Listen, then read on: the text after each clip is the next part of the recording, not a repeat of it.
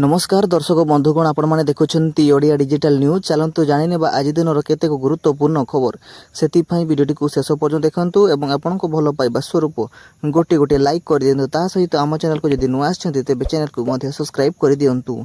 रामचरण और जानवी कपूर अभिनीत बहुत प्रतीक्षित फिल्म पेडी बॉक्स ऑफिस रे धमकदार आरंभ करिछि। फिल्म निर्माता माने दाबी करिसेंति जे प्रथम दिन रे एही फिल्म विश्वव्यापी 135.36 कोटी टंकार ग्रोस कलेक्शन करिसेंति। बुच्ची बाबू सान को निर्देश एही चलचित्र को दर्शकों को भल प्रतिक्रिया मिलुथिबा बेले रामचरण पत्नी उपासना मध्य फिल्म सफलता को नहीं खुशी प्रकाश करिसेंति। ट्रेड ट्रैक रेस नेशनल अनुजाई फिल्म गुरुवार भारत में 51 कोटी टंकार नेट कलेक्शन करिथिला। यह पूर्व बुधवार संध्या प्रीमियर शो रु 18.50 कोटी टंका नेट आदाय होइथिला। एही दुई दिन आय को मिसाइले भारत में फिल्म रो मोट नेट कलेक्शन 69.50 कोटी एवं ग्रोस कलेक्शन 82.49 कोटी टंकार पहुंची। विशेष करी तेलुगु भाषा रे 68% फिल्म जबरदस्त प्रदर्शन करिछि। रामचरण को पूर्व फिल्म गेम चेंजर प्रथम दिन रे 80.09 कोटी टंका विश्वव्यापी आय करिथिबा बेले पेडी सही रेकर्ड को बहुत दूर अतिक्रम करिछि। हिंदी बजार रे फिल्म रो आरंभ साधारणतः रहिथिले मध्य सप्ताह रे एहार आय आहुरी बढ़ी पारे बोली ट्रेड विशेषज्ञ माने आशा करिसेंति। वर्तमान समस्त नजर रहिछि जे आगामी दिन गुडी करे फिल्म एही गति को बजाई रखी पारुछि कि नहीं। परवर्ती खबर कुवेत और बहरीन उपरे शनिवार ईरान बैलिस्टिक क्षेपणास्त्र और ड्रोन जरिया आक्रमण करिछि। ईरान आक्रमण को दृष्टि रखी कुवेत और बहरीन सरकार वायु प्रतिक्षण को सक्रिय करुथिबा जणा पड़िछि। ए नहीं बहरीन सरकार तरफरु गणमाध्यम को सूचना प्रदान करिछि। दर्शाइछन्ति ईरान तरफरु शनिवार आक्रमण होइथिला। तेबे कुवेत और बहरीन वायु प्रतिक्षण जोगु विशेष किछि होई नाही। ईरान तरफरु क्षेपणास्त्र और ड्रोन माध्यम रे आक्रमण बंद करने बहरीन तरफरु दाबी होइछि। एही आक्रमण किछि समय पूर्व अमेरिका तरफरु गणमाध्यम को ए नहीं सूचना प्रदान करा जायथिला। एथि दर्शाइथिले ईरान तरफरु हरमज उपर आक्रमण पई ईरान तरफरु उद्यम करा जायथिला। परवर्ती खबर ट्रेन रु खसी युवकों को मृत्यु ब्रह्मपुर रेल स्टेशन अघटन घटिछि। गंजाम जिला दिगपहंडी ब्लॉक चांजोपडाली गाँ सागर जेना नामक युवक ट्रेन रु खसी मृत्यु होइछि। तमिलनाडु दादन श्रमिक भावे काम करने जाउथिले सागर।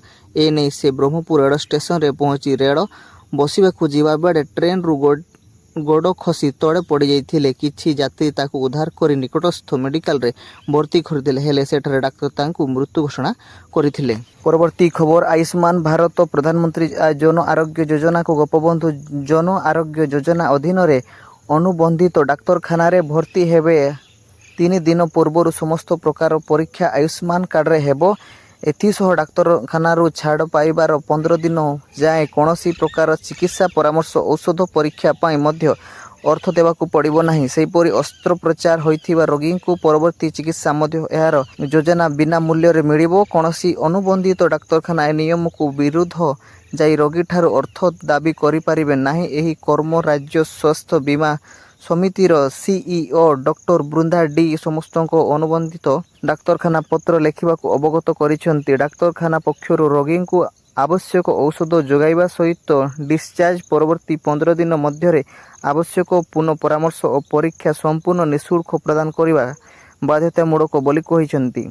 निर्देश अनुसार उल्लंघन करुथिबा डाक्तरखाना विरुद्ध रे पदक्षेप ग्रहण कराजिबो बोली समिति पक्षर एही पत्र रे स्पष्ट करा जायछि। परवर्ती खबर खान ग्लोबल इंस्टीट्यूट रे निर्देशक फौजल खान औरफ खान सार द्वारा परिचालित कोचिंग सेंटर एवं बंद हेबार आशंका देखा देइछि। खान सारंक विरुद्ध रे एक फौजदारी मामला रुजु हेबा परठारु से निखोज थिबा बेले अन्यपटे बिहार अग्निशम सेठारे तदंतरु तांको प्रतिष्ठानर अग्नि निरापत्ता मानदंड रे घोर अवहेला प्रकाश पाइछि। अग्निशम सेवा डीआईजी मनोज कुमार नोट कहिसेंति जे जदि निर्धारित 15 दिन मध्य सुरक्षा मानदंड पूर्ण न हुए तेबे प्रतिष्ठान को बंद करने कठोर आईनगत कार्यानुष्ठान ग्रहण करा जिवो।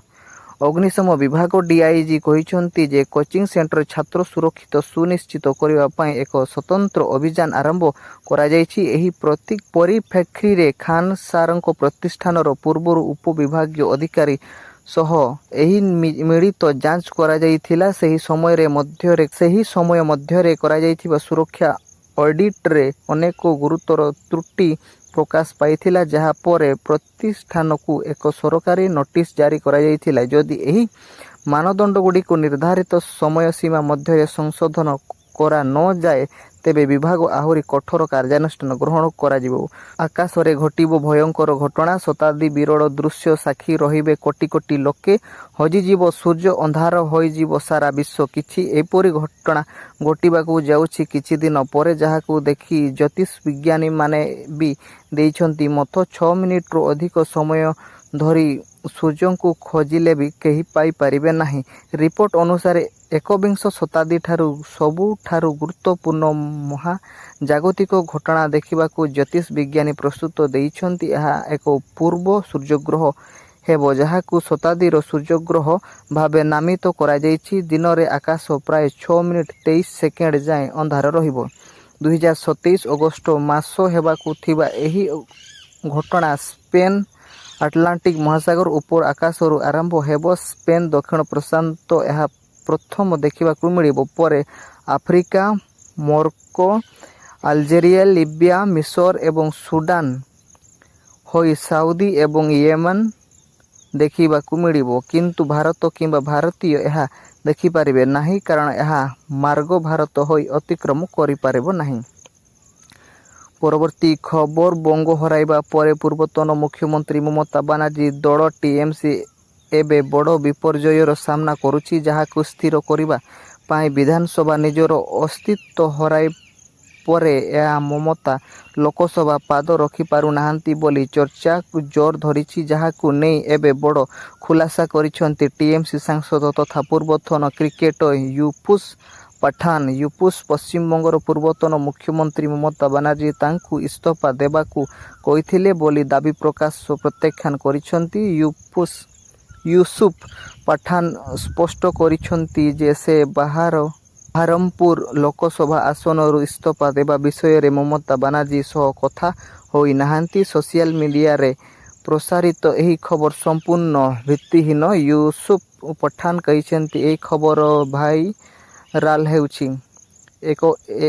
ଖବର ଭାଇରାଲ ହେଉଛି ଯେ ମମତା ବାନାର୍ଜୀ ମୋତେ ବାହାରରୁ ଲୋକସଭା ଆସନରୁ ଇସ୍ତଫା ଦେବାକୁ କହିଥିଲେ, ଯାହାଦ୍ୱାରା ସେ ସେଠାରେ ନିର୍ବାଚନ ଲଢ଼ିପାରିବେ। କିନ୍ତୁ ମମତା ବାନାର୍ଜୀ କେବେ ବି ମୋ ସହିତ ଏ ବିଷୟରେ କଥା ହୋଇନାହାନ୍ତି। ଏହି ଦାବି ମିଥ୍ୟା ବୋଲି ସେ କହିଛନ୍ତି। ପରବର୍ତ୍ତୀ ଖବର ଯଦିଓ ଆରସିବି ଜିଟିକୁ ପରାସ୍ତ କରି ଆଇପିଏଲ୍ 2024 ଟାଇଟଲ ଜିତିଥିଲା, କିନ୍ତୁ 19ତମ ସିଜିନ୍ ବୈଭବ ସୂର୍ଯ୍ୟବଂଶୀଙ୍କ ପ୍ରଦର୍ଶନ ପାଇଁ ମନେ ରହିବ। ବୈଭବ ଆଇପିଏଲ୍ 2024 766 ରନ୍ କରିଥିଲେ, ଅନେକ ପ୍ରମୁଖ ପୁରସ୍କାର ଜିତିଥିଲେ, ଅରେଞ୍ଜ କ୍ୟାପ୍ ସମେତ ଏବଂ ଫାଇନାଲ ସମୟରେ ସ୍ପେଶାଲରେ ପ୍ରାଧାନ୍ୟତା ବିସ୍ତାର କରିଥିଲେ। ଫାଇନାଲରେ ମ୍ୟାଚ୍ ପରେ ବିରାଟ କୋହଲି ବୈଭବ ସୂର୍ଯ୍ୟବଂଶୀ ପାଖକୁ ଯାଇ ତାଙ୍କ ସହ କଥାବାର୍ତ୍ତା କରୁଥିବା କ୍ୟାମେରାରେ କଏଦ ହୋଇଥିଲା। ବୈଭବ ଏବେ କୋହଲିଙ୍କଠାରୁ ଶିଖୁଥିବା ଶିକ୍ଷା ବିଷୟରେ ଖୋଲାଖୋଲି କହିଛନ୍ତି। କିଙ୍ଗ କୋହଲି ସହ କଥାବାର୍ତ୍ତାକୁ ନେଇ ସ୍ୱପ୍ନ ସତ ହେବା ଭାବରେ ବର୍ଣ୍ଣନା କରିଛନ୍ତି। ପରବର୍ତ୍ତୀ ଖବର ସମୟ ସହ ତାଳ ଦେଇ ବଦଳିଛି ଭାରତୀୟ ରେଳ। ଆଗକୁ କୋଲକାତା ଡିଜେଲ ଚାଲୁଥିବା ଆଉ ଏବେ ବିଦ୍ୟୁତ୍ ଦ୍ୱାରା ଚାଲୁଛି ଅଧିକାଂଶ ଟ୍ରେନ୍। ତେବେ ଆପଣ ଜାଣିଛନ୍ତି କି 1 କିଲୋମିଟର ଚାଲିବା ପାଇଁ କେତେ ବିଜୁଳି ଖର୍ଚ୍ଚ ହୁଏ?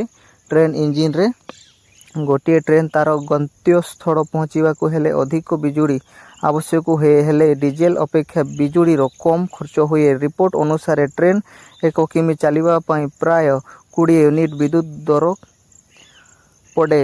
ୟୁନିଟ୍ ପିଛା 6 ଟଙ୍କା 50 ପଇସା ଲାଗେ। ଏହି ହିସାବରେ 20 ୟୁନିଟ୍କୁ 130 ଟଙ୍କା ଖର୍ଚ୍ଚ ହୁଏ। ହେଲେ ଇନ୍ଧନ ଦ୍ୱାରା ଟ୍ରେନ୍ ଚାଲିବା କିଲୋମିଟର ପିଛା 350ରୁ 400 ଟଙ୍କା ପର୍ଯ୍ୟନ୍ତ ଖର୍ଚ୍ଚ ହୁଏ। ପରବର୍ତ୍ତୀ ଖବର ମହିଳା ଟେନିସ୍ ଜଗତରେ ଏବେ ସବୁଠାରୁ ଉଜ୍ଜ୍ୱଳ ଯୁବ ତାରକା ଭାବେ ଉଭା ହୋଇଛନ୍ତି 19 ବର୍ଷୀୟ ରୁଷୀୟ ଖେଳାଳୀ ମିରା ଆଣ୍ଡ୍ରିଭା। WTA ଟୁର୍ରେ ସେ ଏକ ଚମତ୍କାର ସଫଳତା ହାସଲ କରିଛନ୍ତି।